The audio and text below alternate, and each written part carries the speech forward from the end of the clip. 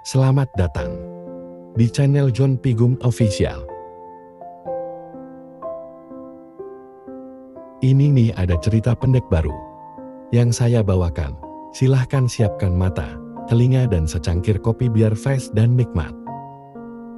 Nah, cerita kali ini kita akan mendengarkan perjuangan seorang pria selama 2 tahun demi seorang wanita yang ia dambakan.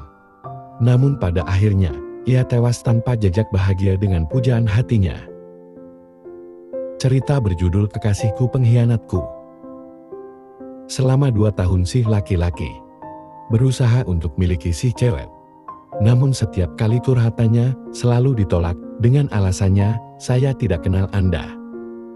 Meskipun demikian, si laki-laki berusaha dengan berbagai cara untuk milikinya.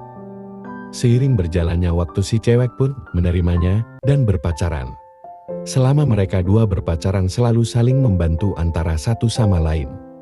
Intinya mengikuti alurnya cinta. Suatu hari si cewek suruh antar ke rumah kakaknya.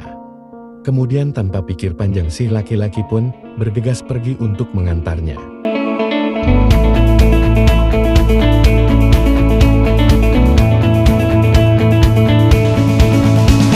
Berjalan berkilo-kilo, si laki-laki bertanya, "Rumahnya masih jauh ya?" Lalu si cewek jawab, "Sedikit lagi mau sampai." Singkat cerita, di tengah perjalanan si cewek sibuk main HP. Mukanya masam, matanya memerah, dan melirik kiri kanan di samping jalan. Seperti sesuatu yang ia rencanakan. Kemudian, si laki-laki mulai curiga dan khawatir. Lalu ia bertanya, "Apa kamu tidak tahu rumah kakakmu?" Rumahnya sedikit lagi sampai," ujar si cewek. Lalu si laki-laki mengangguk senyum dan melanjutkan perjalanan.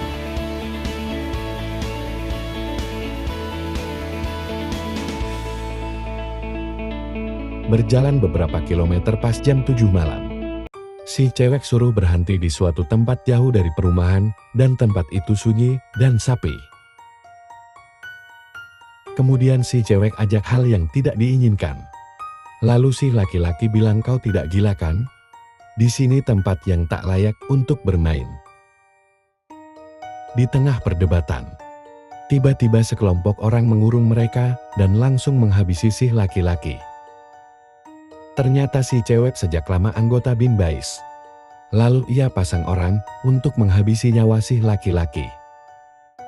Dari cerita ini, kita simpulkan bahwa alangkah baiknya sebelum mencintai orang lain, mengenal tentang dia lebih dalam.